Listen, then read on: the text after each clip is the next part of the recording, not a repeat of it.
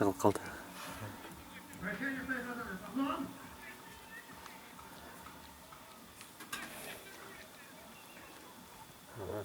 Бала ары көршіді.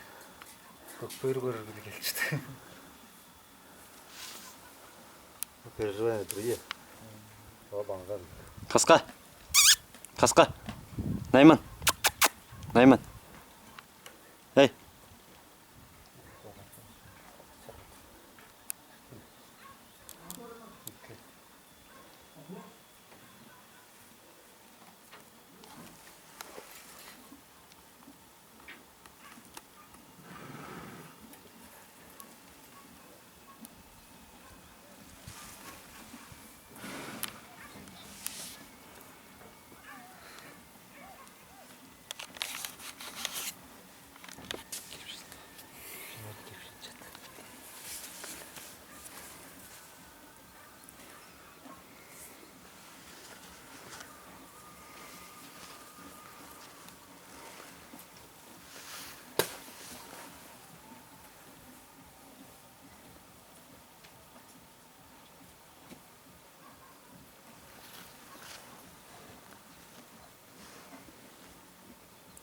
Екі сиыр да бар.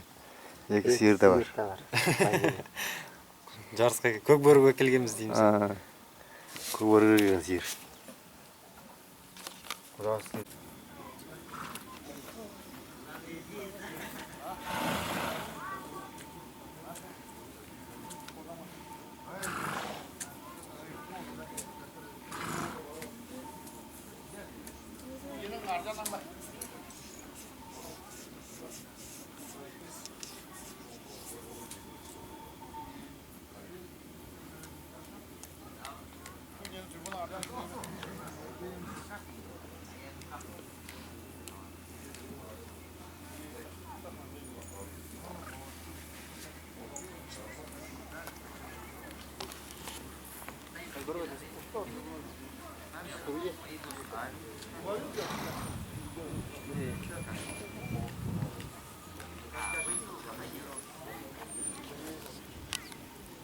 아, 미치게 balon bo'ling.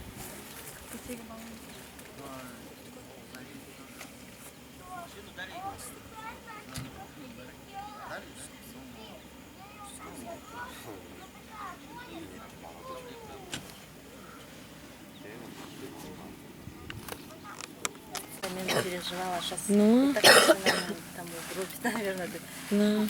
асфальт же там не сможет, конечно.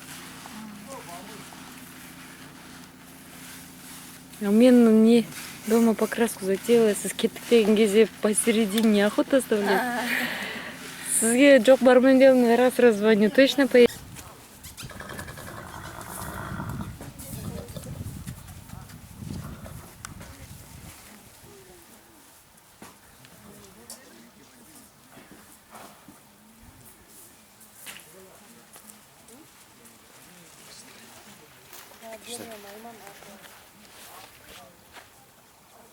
Су жақсы ма, таза ма су? Ішіп жүрген су бәрі. Суық су. Көп шермей шығар, е. Мейірімгүлдерді баса. Открытие басталады, барасың? Е, барамыз. Чтобы она не каталась, она ляжет, еще все засохнет.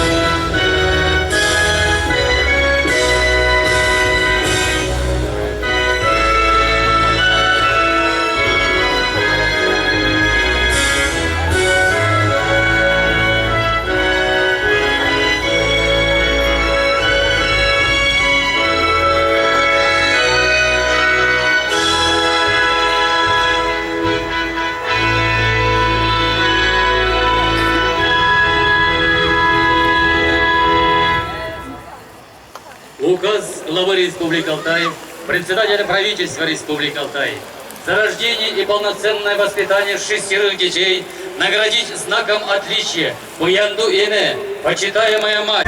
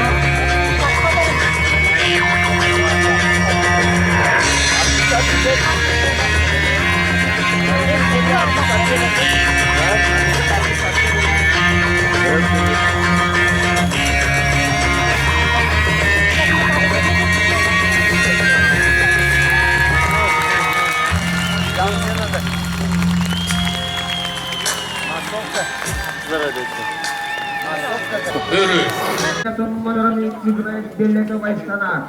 10 номер Уразариев Купаночдек. 11 Самоев Симер. 12 номер Тургачинов Эрскенен. Веркелей. Ну конечно же, мою любимую команду еловцы президенты. Видео түсіріп ба?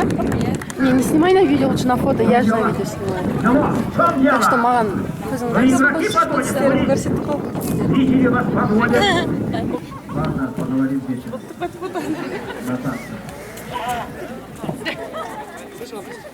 Сегодня же 29 число. Кстати, открытие вас! Лучше Суханова. Наши зрители, итак, Пирожки жеп отыр, пирожки. Айфонмен бөсіп отыр. судьяны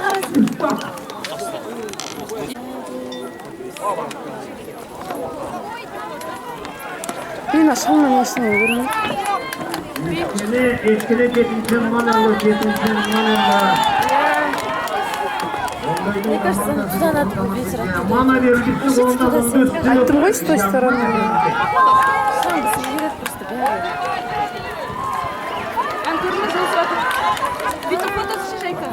Жетінші номерлы, Ямана вернется, Ямана вернется. Ямана вернется, сабырлап келетіп тұр.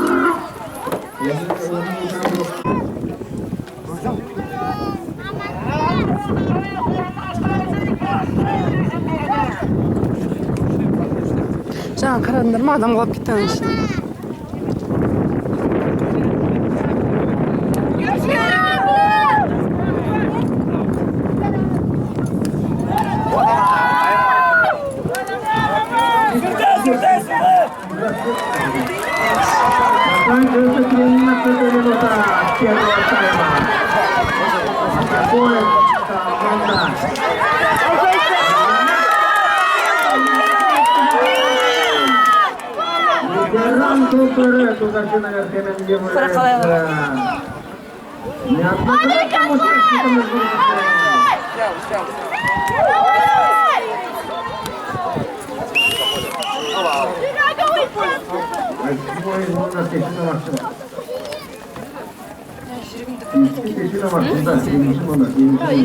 Көрді замен болды.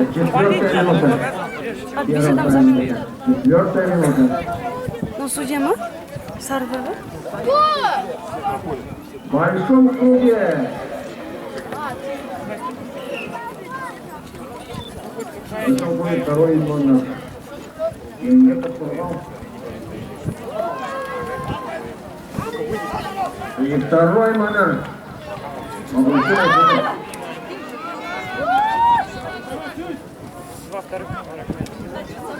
Екі минутадан тұрғанда ешкіне жердің өдірбесе олықта ешкі ол біріншілер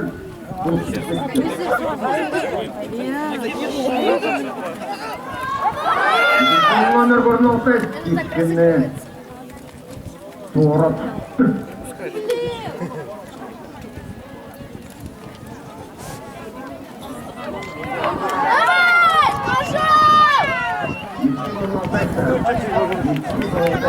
Замена. Айсулу Магулчин. Айсулу Магулчин.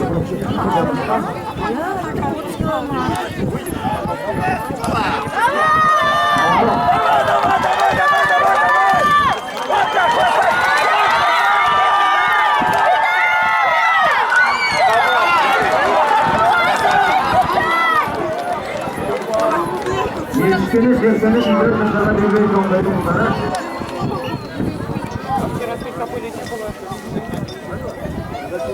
Папа, спокойно мог, да, сауға? Күшті келеді. Ауыр болақ білмес қанша. Настоящий мужик, да? Mutlum içinde tatlılık kısıtmaya kadar oldu. Шабалинский район. Наездник Яприн Валерий Константинович. Он же является владельцем и тренером лошади. Милан, гнедой мая, упорная борьба идет между Каспием и Илоном. Горно-Алтайский и Шабалина. Борьба между Горно-Алтайским и Шабалином. Каспий продолжается.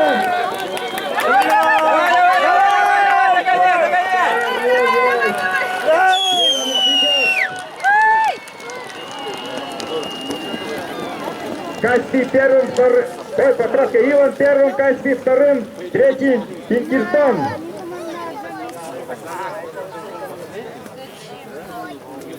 Пока предварительно лучшее время показал Илон. Побил эти прежние за 55. Итак, в этой дисциплине становится чемпионом республики Элоина Илон. Оксана Федуард, Ангудайский район, поправка, город Горно-Алтай, с временем 2:18:12. Лучшее время дня среди рысаков. Стадик выступил без штрафных очков. Самое лучшее время. Петр Викторович, чуть-чуть не торопитесь, сейчас грамоты несут. Итак, 58-59 секунд всадница закончила маршрут. На лошади по кличке Романтик.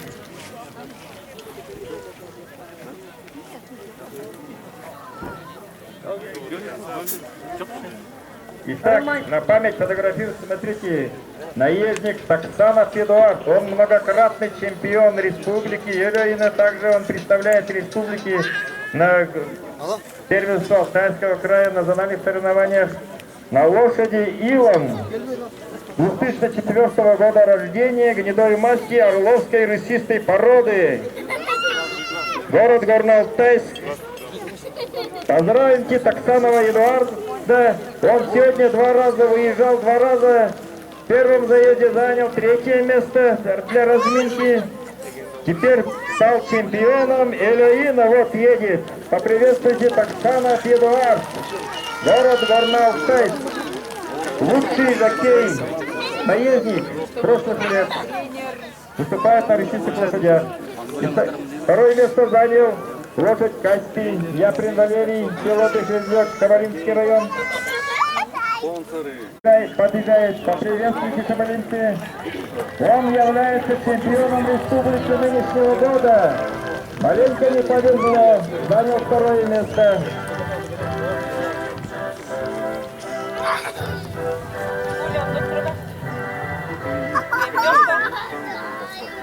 Яприн Валерий Константинович, село Дышевзёк, Шабалинский район.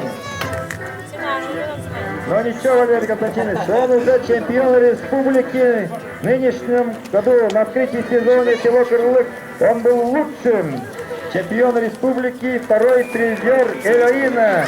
Давайте поддержимте. Пожелаем ему удачи в нынешнем скаковом сезоне, чтобы он стал чемпионом республики и также представлял республику на национальных соревнованиях. Пожелаем удачи. Второй призер Элоина на лошади Каспий, село Дышевзёк, Шабалинский район. Итак, приглашаем на третье место Эдуарда Александровича Саксанова на лошади «Визит». Лошадь «Визит». «Визит» представлял лошадь Ангудайский район. Бархатов. Владелец лошади тренер Александр Павлович Бархатов.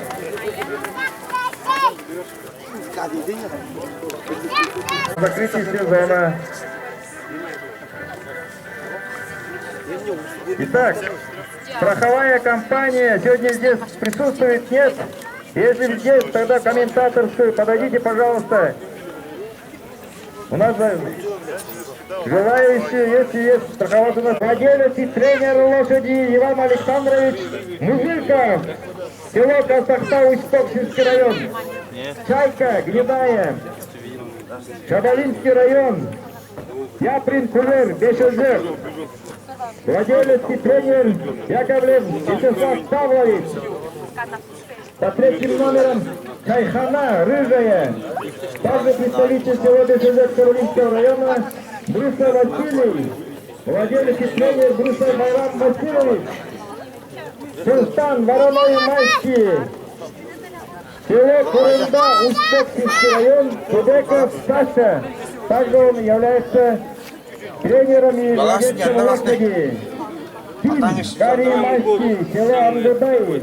Богомоков Ренат Леонидович. Владелец и тренер Тайсаков Мамаду. Эсте, Гнедой Майский, Горно-Алтайск, Лазарева, Наташа, Жакетя. Конно-спортивная школа города Горно-Алтайска. Вот проезжает. Давайте поприветствуем участников лошади. Будущие звезды нашей республики. 6 лошадей заявлено, все они проезжают. Дистанция 1000 метров, самая короткая дистанция и самая скоростная. Лошади двухлетнего возраста, полукровной верховой породы. Вот так.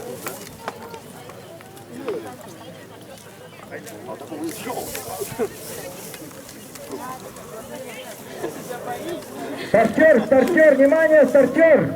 Стартер, старт будет дан со второго поворота и подрома. Это старт на дистанции 2400 метров. Сюда отъехайте, отойдите, где вот синий автомобиль едет.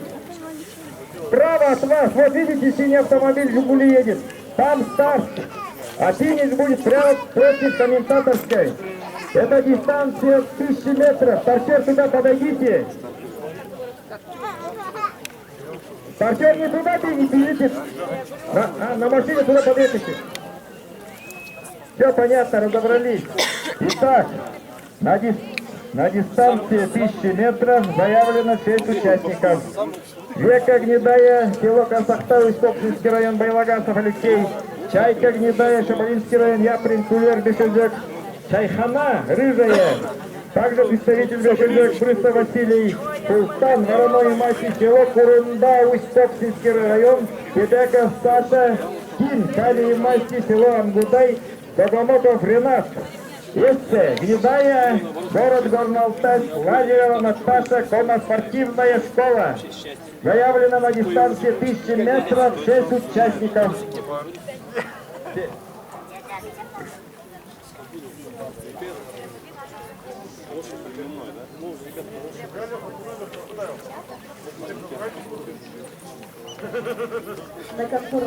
Итак, тренера, владельцы, жокеи. После второй скачки сразу призеры и победитель. Подъезжайте на финишный ипподром для награждения. Первой выступает Дегтярева Карина на лошади по кличке Козырек. Лошади идут вкусно, резвость очень хорошая, смотрите, идут вкусно, можно не здесь определить нельзя, однако выдал, видимо, лошадь Бешежека, потому что в футболке, оранжевой футболке, косогатский лошадь приотстает, в белой каске, лошади идут вкусно, здесь, я так понимаю, Века, Султан, Чайхана, Чайка, 4 лошади, 2 лошади Усть-Токсинского района, 2 лошади. Впереди скачет Тим, Ангудайский район, Сабаноков Ренат, уже вот поправка, да? Как в зеленой форме футболки. Вторым идет Чайка и Чайхана по форме одежды, я определяю. Чайка и Чайхана выходят первыми. Так, идет упорная борьба, идут лошади, вкусно идут. Видимо, здесь идет лидирует. Чайхана лидирует. Чайхана и Чайка. Чайхана и Чайка здесь идет лидирует.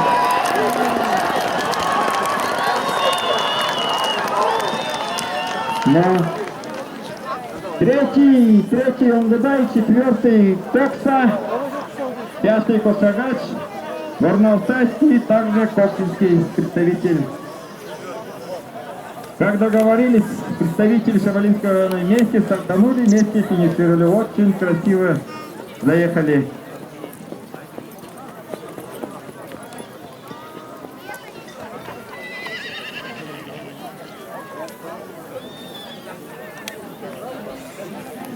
Будем приглашать для награждения участники первого заезда.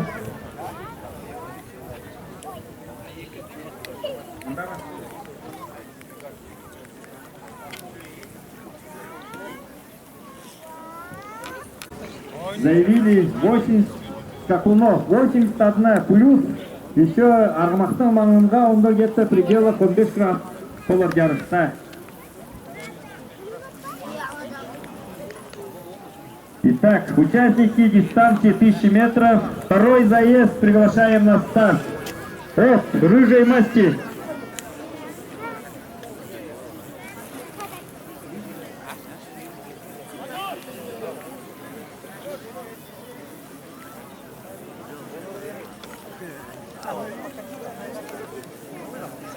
Итак, от рыжей масти, Шабалинский район, Яприн Кулер. Кругас, рыжие масти. Эта лошадь уже выступила, Пошагать. Итак, чекист. Шабалинский район, Арбаков Амаду. Владелец лошади Баженов Дмитрий. Азара, рыжая. Село Абай, Усть-Коксинский район, Терексибесов, Езден. Владелец и тренер лошади Кожиков Юрий Константинович.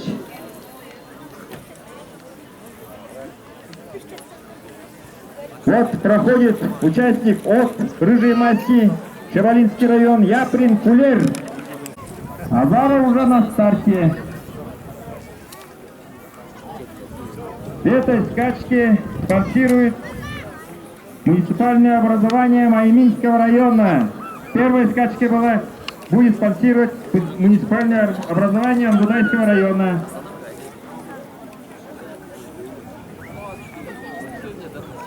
Страховая компания, побыстрее подойдите, пожалуйста, комментаторскую. Страховая компания.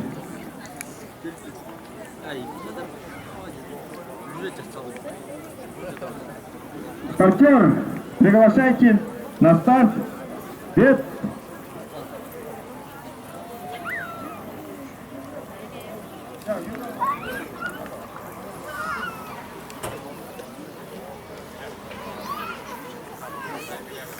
Юрий Константинович, почему лошадь туда отправил-то не представили? Предупреждение получаешь первое. Еще раз такое повторится, сразу лошадь будет снят с соревнований. Все проехали как-то. 4 лошади в этой скачке. Вот. 4.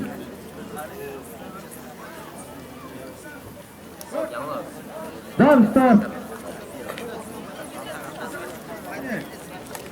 Итак, лошади идут кучно. Скачки ведут представители. Мен бірақ кісілер бас кетеді екен түсінсің. Сен қашан келесің? Қыңыр тұр. Түзу қойбашы өзін. Уровень қараса. Уровень қараса. Кісілер қаптағында көтере бастады. Вторым приближается. Жақта талды қарашы көрді. Осы жақта талды. Последний Прямую скачку ведет Қазаник чит болады. Чекист. У них финишная прямая идут. Вот. Чекист скачку ведет. За второе борются сразу 3 лошади. Азара, Крах и Текис скачки ведет, Текис.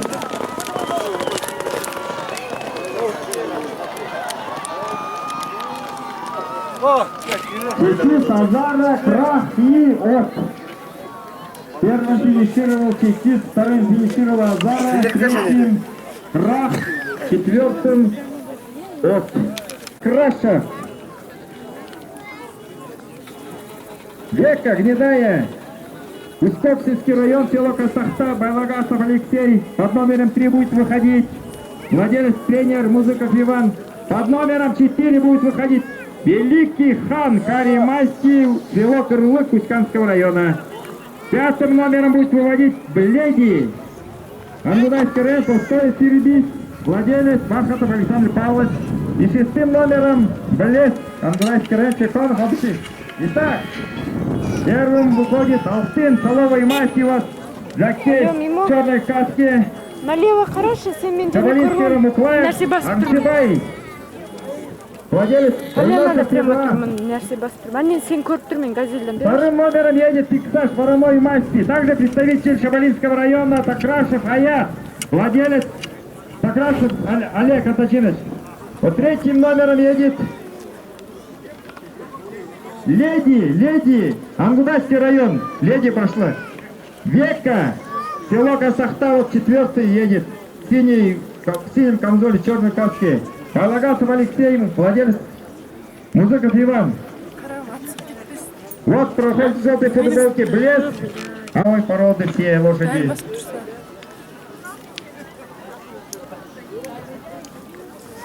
Старт будет произведен со второго поворота, чуть-чуть, где-то метра 50 не доедут участники. И будет дан старт. Итак, в этой скачке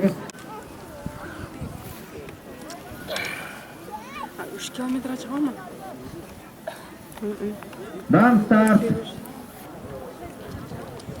Лошади стартанули очень здорово. Скачку ведет Великий хан, вторым идет Алтын. Великий хан скачку ведет, на полкорпуса опережает, Алтын приближается. Идет упорная борьба, и лошади идут вровень, на полкорпуса опережает Алтын. Шабалинский район Муклаев, Амчибай. Великий хан и Алтын борьбу ведут. 3-м идет Леди. 4-м Фиксаж. 5-м Века. 6-м Блеск. Идет упорная борьба, скачку ведет Великий хан, вторым идет Алтын. Великий хан, Алтын и Леди. Леди идет, здорово приближается, отходит Алтына. Пока скачку ведет Великий хан. Великий хан, второй президент республики. Все,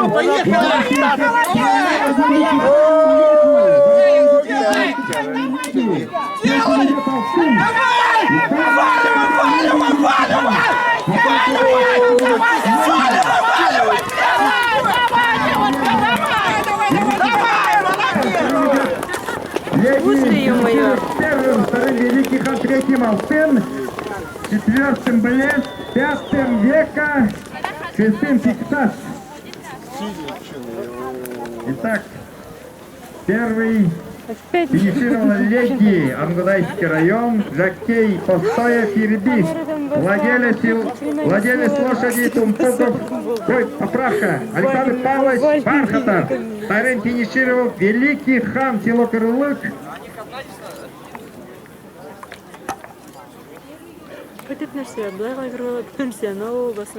Пока призеры и победители подъезжают. Самые маленькие всадники покажут вам шуточную скачку.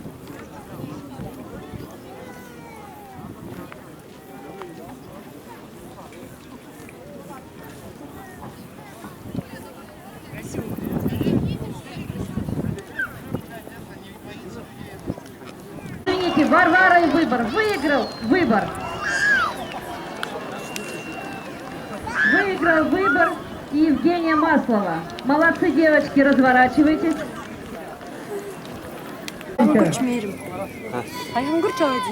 Вот приближается Чингисхан, посмотрели? Рыжая лошадь Чингисхан. Подъехайте сюда, развернитесь. Вот две лошади Чингисхан и Путин. Замолите и развернитесь, все, развернитесь назад, развернитесь. Чингисхан вот в синей камзоле, а в синей футболке Путник. Захаров Александр, село Чендек, Усть-Коксинский район, представлены 7 лошадей. Трехлетки, лошади с циклонной верховой породы. Итак, Дан старт. дан старт. Мен бірдеңеден басталайды. Бля, жақсы. Қаптар тұрмайды ғой. Нечестно, алдыма тұрған бірінші. Итак, лошади идут кучно. Лидирует Белаура. По форме одежды определяет. Вторым идет Чингисхан, третьим Көрінбейді ғой нардай. Аладдин. Сондай көрінбейді. Первым идет Белаура, вторым Чингисхан, третьим Аладдин, четвертым Путник, шестой Черри, седьмой Манзони. Итак, упорная борьба между Аладдином и Белаурой. Третьим идет Чингисхан. Скачки ведет Белаура. Вторым идет Аладдин. Упорная борьба на корпус опережает, на два корпуса опережает Белаура, вторым Аладдин, третьим Чингисхан. Жоқ, әлі мына екіге бөлсеңіз қошақты. Бір дистанция Екі поток деп. Белаура, вторым идет Чингисхан. Упорная борьба выходит. Чингисхан жақсы келе жатыр ғой. Аладдин, поправка, Аладдин. Между Аладдином и Белаурой разыграет. За третье место идет упорная. Белаурың жеткізбейді, что, чисто кругты.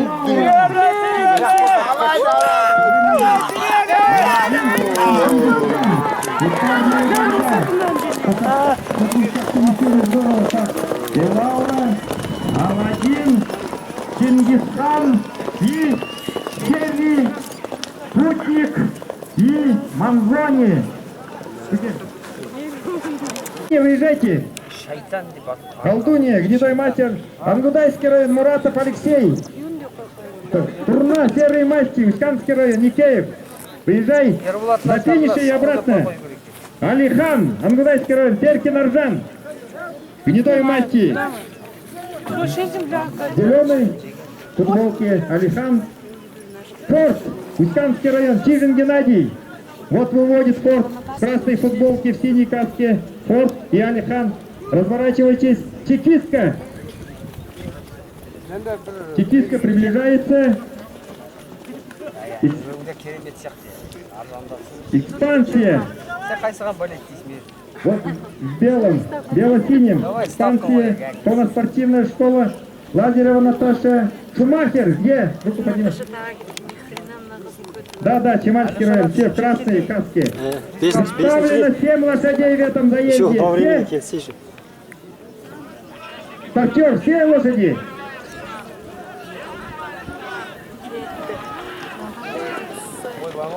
Тогда старт. 7 лошадей. Ага. Лошади взяли старт, идут точно.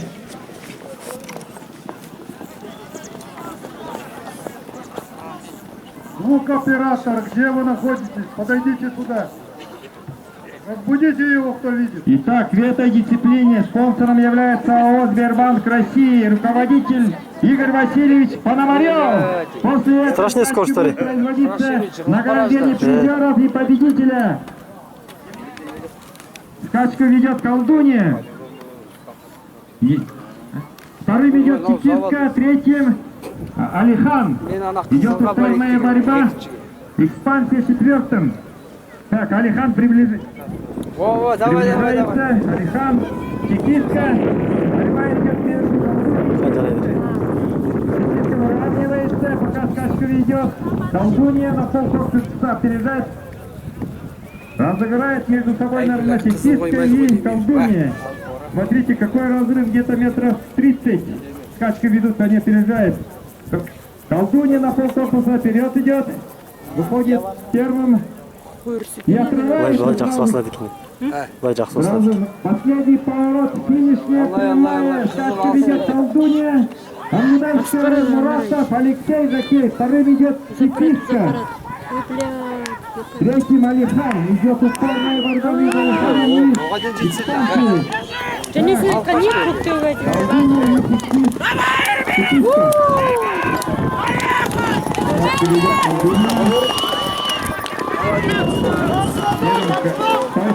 Третьим Алихан, четвертый Испанция, пятым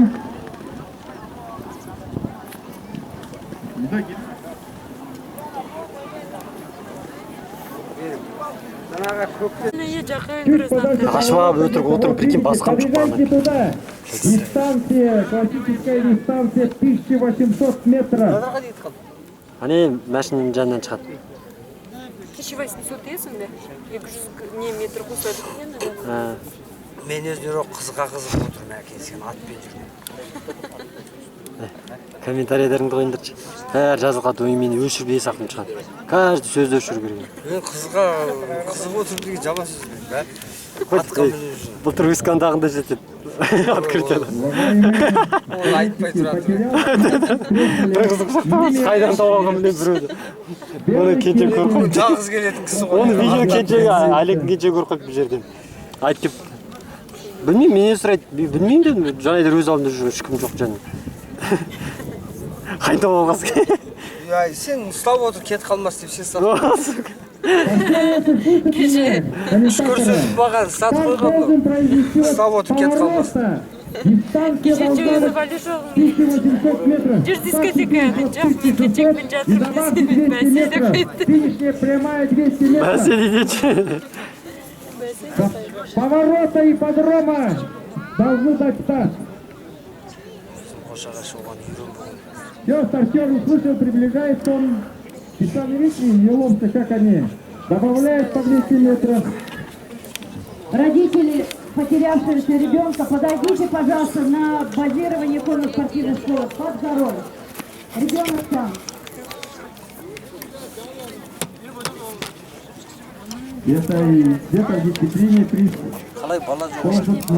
Республики Алтай. Приз Республики Алтай. Да, 93-я Российской автономной области. Приз от Республики Алтай, от правительства Республики Алтай. В этой дистанции 1800 метров. Так, судьи, внимание. Все.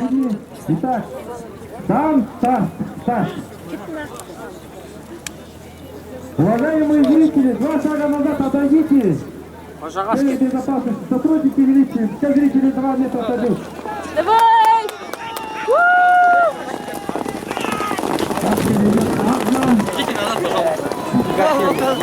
Представитель Кашагача ведет скачку, смотрите.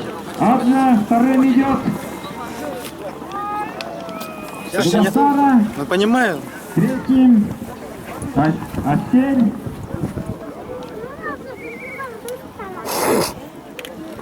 Болельщики Кашагасского района, поддержите. Смотрите, как здорово ведет скачку. С отрывом.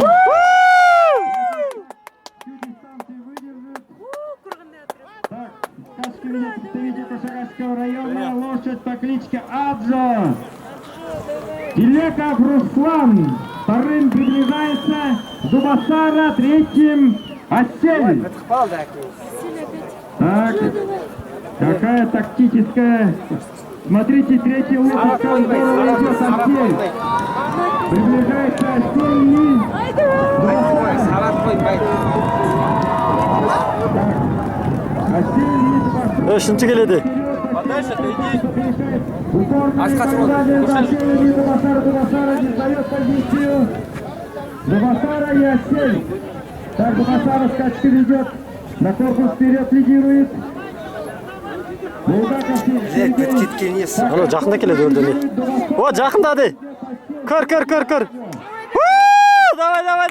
Давай.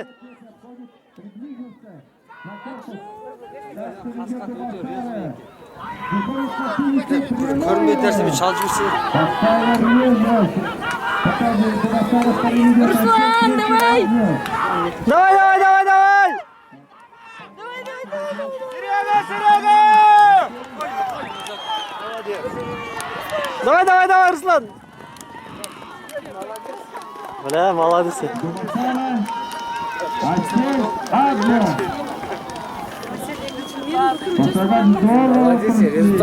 Кошағаш здорово подготовился. Ну қайда? Міне кел. Красавцы приближаются. Подержите молодцы. Кеш таппай. И замыкает Орлик. Поправка. Крек замыкает.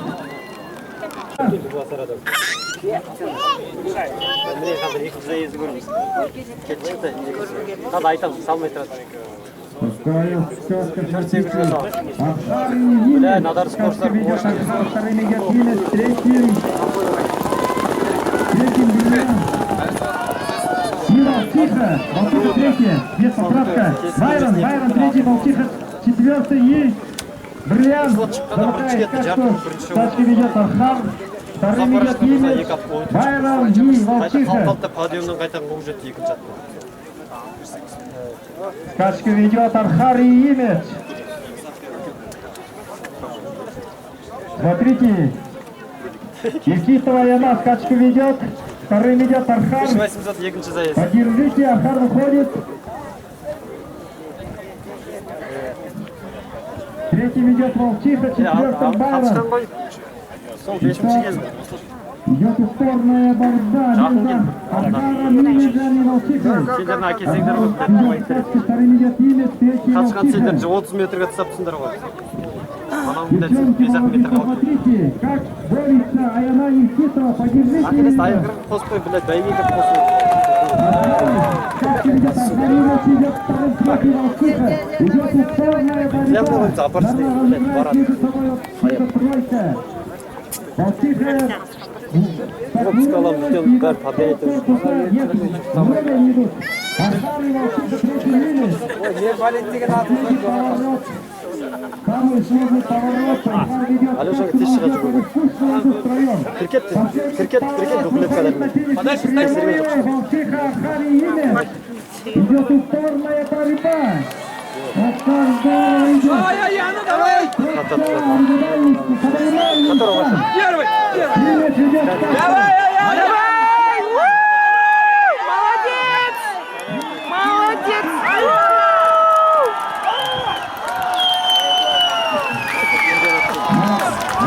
Аяна. Волчиха второй, Архар третий. Молодец, Аяна. Волчиха вторым.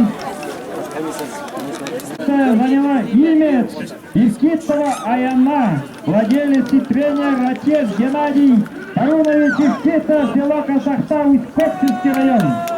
Временем 2:14:11. Волчихи время 2:14:98.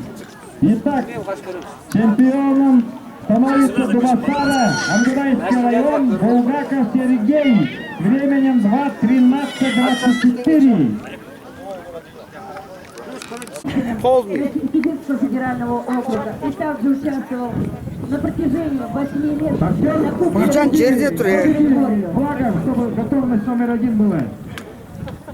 Участники дистанции 2400 метров. Там будет производиться с противоположной стороны ипподрома. Кетіп бара жатыр үндеме. Барша 2, Сергей 3, 4, 5, 6. 6. Фигуранты.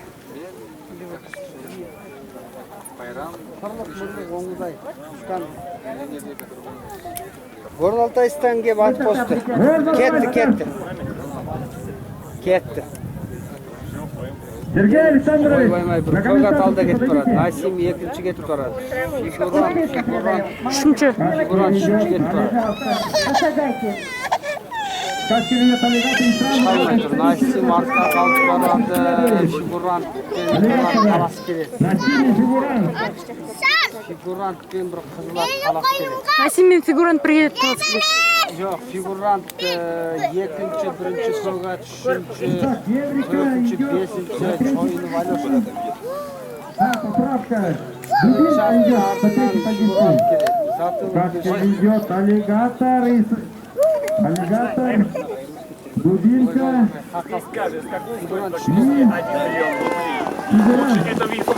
Посад! Слышали? Любители гладких скачек.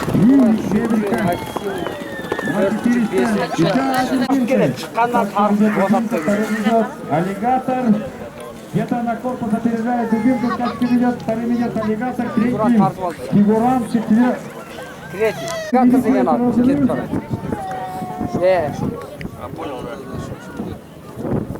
Ой, ой. Где-то на метр. Фигурант Или увеличить разрыв. Рыжий Максим, Маийский район, Булгаков Сергей, владелец тренер Сергей Александрович Бархатов, вторым идет аллигатор, приближается к Кузьмы.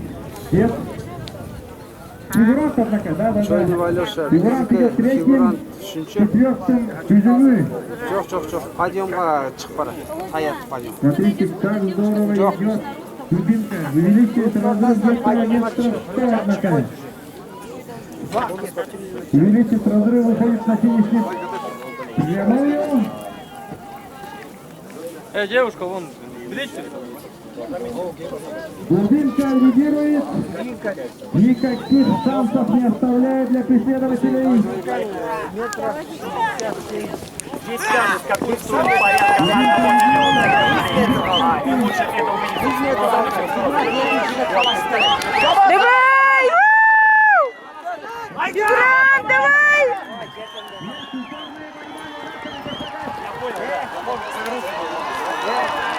Аллигатор есть, фигурант. Кузьмы четвертый финиширует. Екіншіге таласы келді. Финиширует 180 метр. Катаевского района, Насим лошадь, Карлатиев Эдуард. Качка еще не закончилась, журнал «Тайм» замыкает. Еди, готовьтесь. Все, поехали. В итоге проведен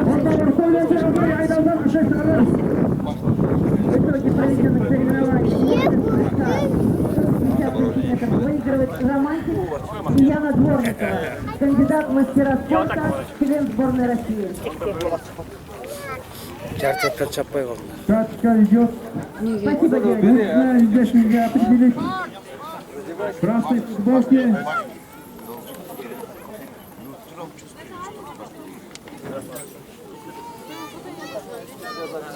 Видимо, сейчас определите.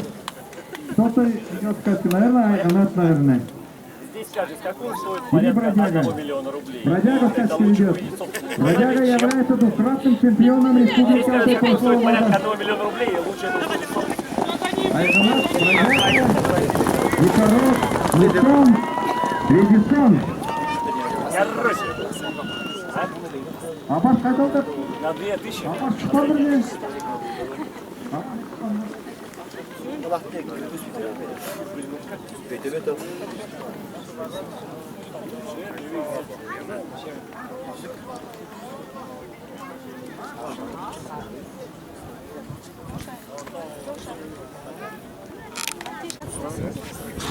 Айғанат, Чаппай қалған. Мусон подходит, приближается. Редисон, бродяга и Мусон. Причем в зеленой футболке. Кстати, третьим. Четвертым Айғанат. Пятым идет Дикорос. Упорная борьба между Редисоном и бродягой. Итак, упорная борьба между представителями Исканского района. Бродяга и Редисон. Редисон где-то на корпус опережает, выходит на финишную прямую. Преследует бродяга. Бродяга и Редисон и Мусон приближается. Мусон очень здорово идет. Бродяга и Мусон. Так с трудом не Редисон, Мусон. О, нет. Редисон, бродяга и Мусон. Айғанат. Все равно тяжело так. Айғанат финишировал. Само адреналин, короче. Пошел в дистанции Дикорос. Алиса Александровна, готова?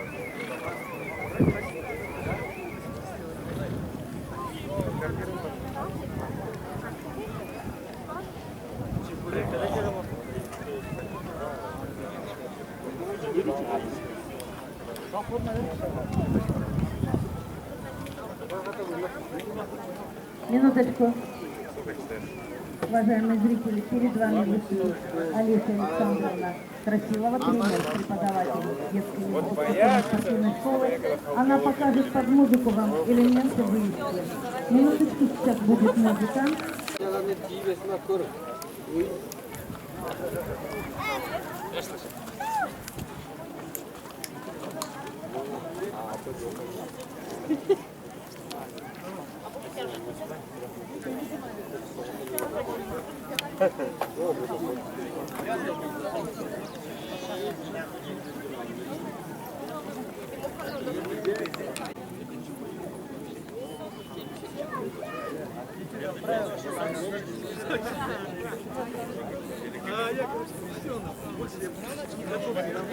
О, того родного жеребца снимать.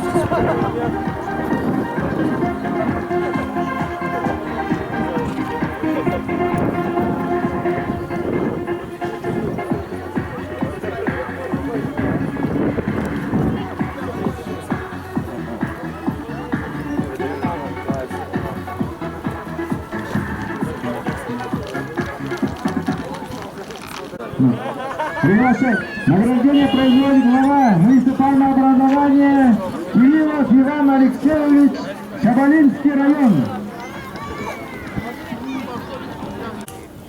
Аллигаторы, Усканский район. Вовремя представляйте. Вот он, все.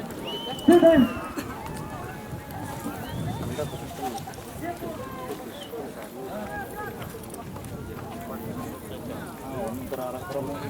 Сакулаев, Камсыбаев.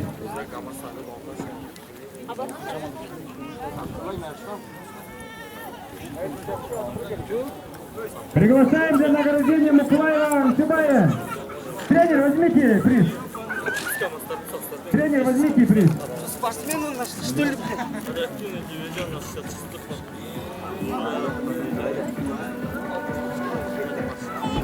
Хозяин аллигатора. Приз, вот, да. Тренер. Карманов Артур. Карманов Артур.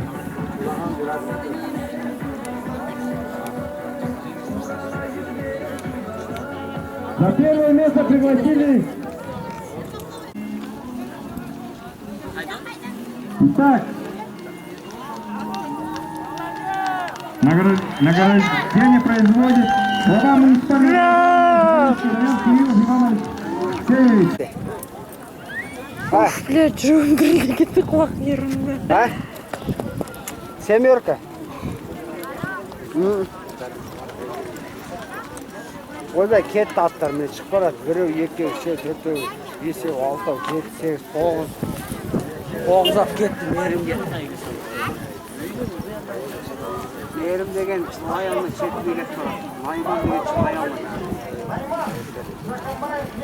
Әткенбаев мерімге әдейі айтады. Жоқ, Әткенбаев мерімге. Хан, Саловой масти. Усканский район, Кенат, Адар. Жоқ, әдейі айтып жатыр.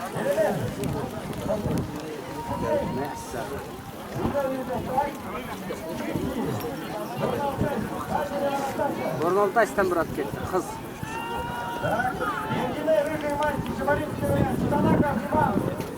Ой, ана әдемі шықты. Мәшіндерді байлатығаны бар, көріп.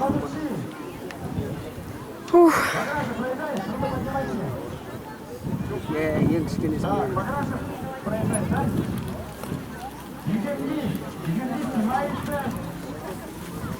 Бригад Рыжий мальчик, Камский район. Руку, пожалуйста, красный футболке. Встреча, брат. Макс, Рыжий мальчик. Кавалинский район.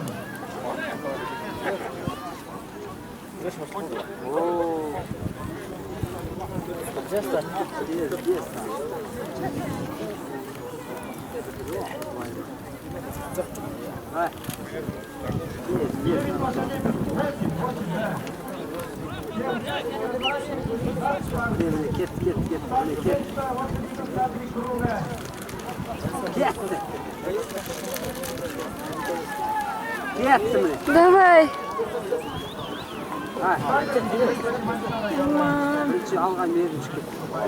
Давай, Найман. Алпа кетіп барады қалас. Жетті, 8 қазір. Найман, давай. Найман қаншачы? Пока бірақ қалқалып жүрді. Үшінші болып тұрмын.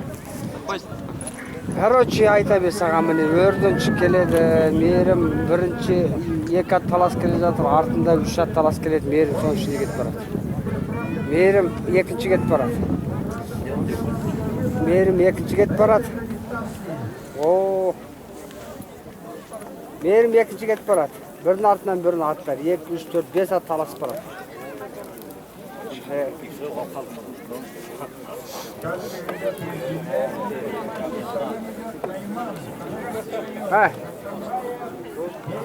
Бартың 1, 2, 3, 4, 5, 6-шы кетіп барады. Ұзақ кетіп барады. 5 ат ұзақ кетіп барады. Мейірім подъемнан алға шықсын. Найман, давай. Найман алға шықты. Қайтаны қуып жеді. Найман. Подъемнан Найманды қайта, подъемнан шығып еді, Найманды қайта қуып жеді. Найман. Екінші келеді. Давай. Айда, Мейірім! Мейірім, тартып ал! Давай!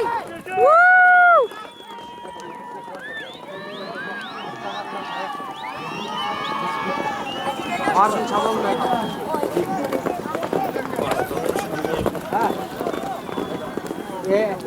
Барт 5-ші кетіп барады, 2, 3, 4, 6-ші кетіп барады, ұзақ. Қанша круг айланып еді? 2 круг. Енді 2 круг ба? Последний круг қалды, е? Жоқ, 4 круг. 3. Енді 2 круг бар. Мынау қанша дистанция кетіп барады? 4800. 3 круга сонда. Мейірім сол екіншіні ұстап бара жатыр.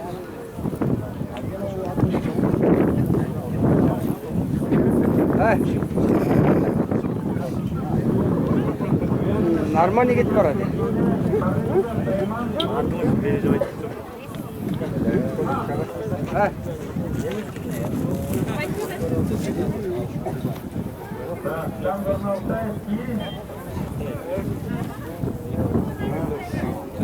Короче, Мейірім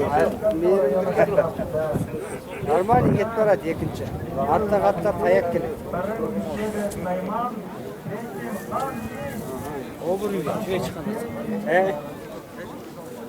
Жатканбаев Мейірім деп объявлять-тап тұр, Қошағашты.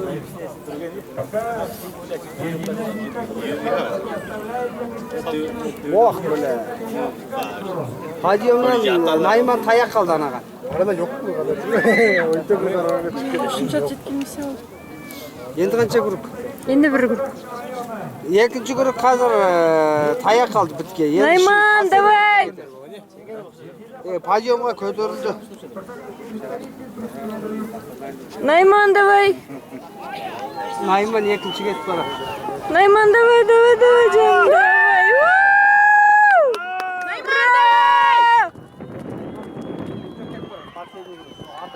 Блин, үшінші ат. Біреу алып қашып кетті.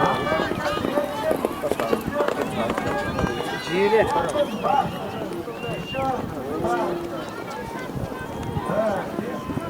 Мазақты аттар деген 24-ке шалатын аттар кетті.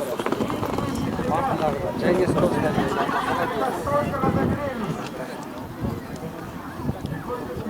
Так, екі круг айланды да, короче, арғы фиништан өткеннен кейін екі тықа ұрады. Мә, бірінші ат көп қалдыр кетті, қараш. Вообще ұзақ кетті. Блин, ана үшінші ат қызып жүрді. Бірінші ат ұзақ кетті, артында Мейірімге екі ат аяқ қалды. Мейірім әлі екінші ұзақ келе жатыр. Ай, давай. Алдындағы ат вообще ұзақ кетті. Алдындағы ат бар. 3 метр ұзақ кетті. Ardınдағы ат Мейірімді қуып жетті. Ей! Мейірім ат. Яғы, сен қызыққан ат бар ғой. Яғы, біз бәріміз қызықты қой ат кетсе, сен оны қас қалайық. Сол екке шықты. Март өзі қатты кетіп барады. Ана может біріншісінде қуып жетіп барады. Мейірім үшінші кетіп барады. Алғастырып қалды. Ана последний екі ат бөлініп қатты кетіп барады. Мейірім артындағы, Мейірім үшінші, төртінші атта таяқ бар. Мартын таяқ бар. Үшінші атта таяқ бар.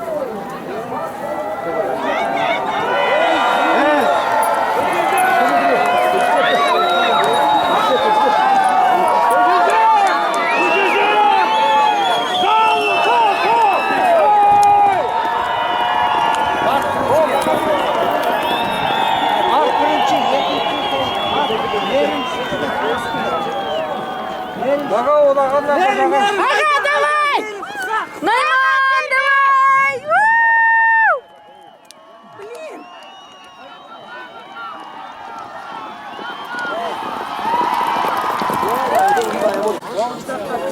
Алло. Законников, мама, привет. Ана бардың последний болған. Последний группта жіберді, бұқыматы бұл жет бірінші жеткен. Жаңағы 100 метр кеткен ат бар ғой, соның қуып жетті қой. Найманы 4-8 короче, Бешний скоростьпен аты. последний кругта что-то Последний группта ортасынан босатқанда. Артындағы екі ат осы кетті, бірақ бірінші ат вообще ұзақ кетті. Бірінші атты қуып жетті.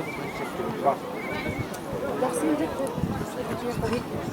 Мейірімдікі 12. төртінші кетті. 4-8. Ой, законников. Жарайся, сөндіремін. Мен барып атын жетектесін. Күржан, камераға бар. Ала салсын, Күржан. Ерінге бар. Білмеймін, пока неизвестно, может, ертең айтады. Білмеймін, ағам үшін, может, ертең барып кетсе салып.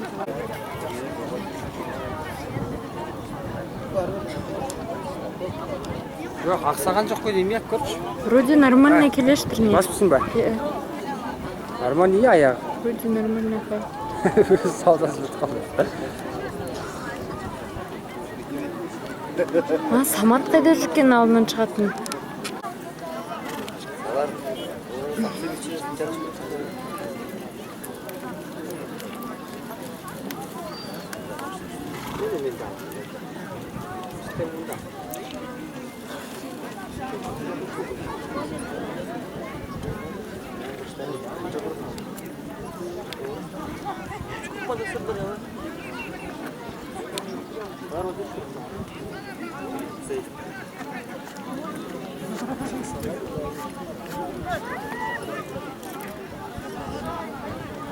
Алло, да?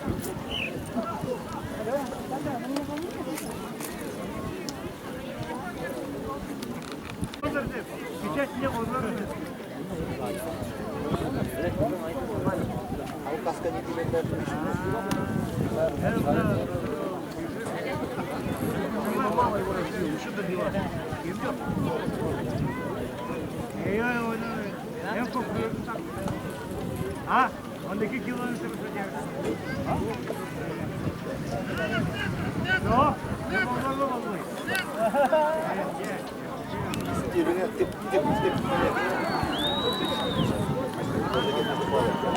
Аналар бос қыз айтыран.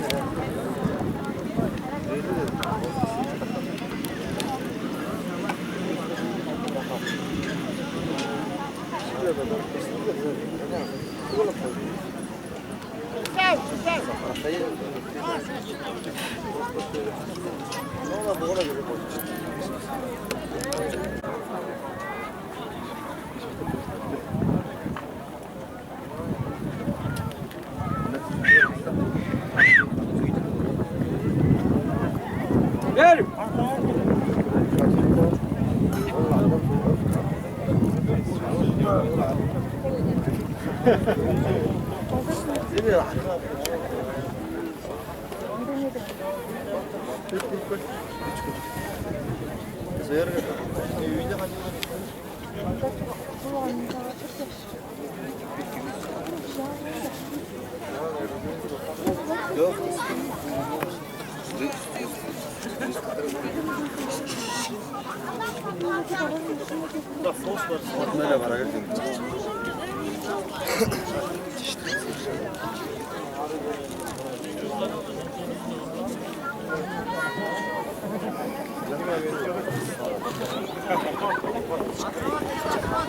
Bunday darrağım.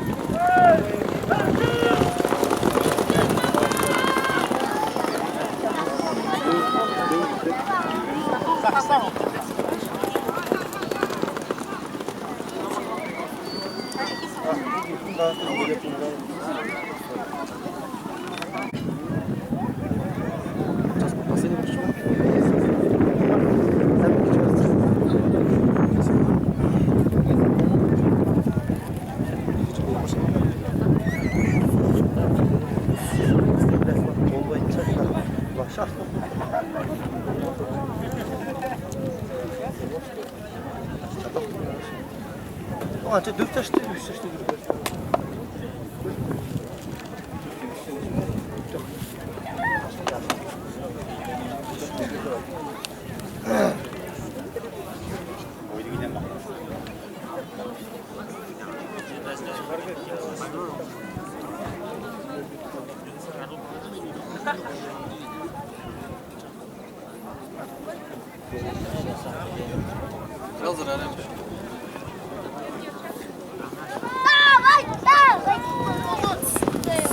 Tamam.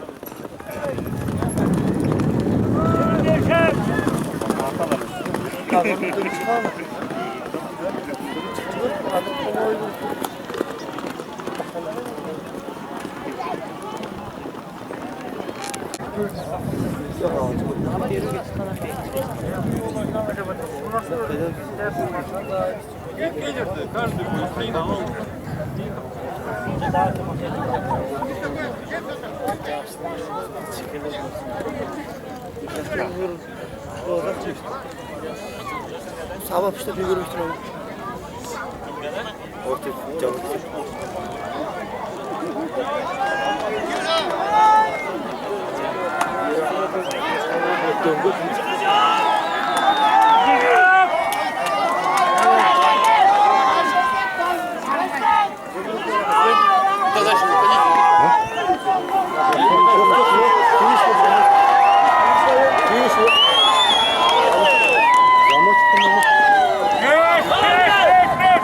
Kamçılasın, kamçılam!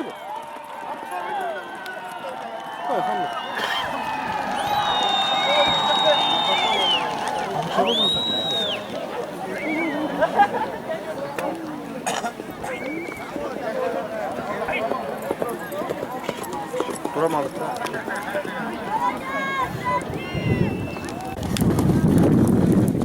Yerimizde sanki sanatında kalmayacak.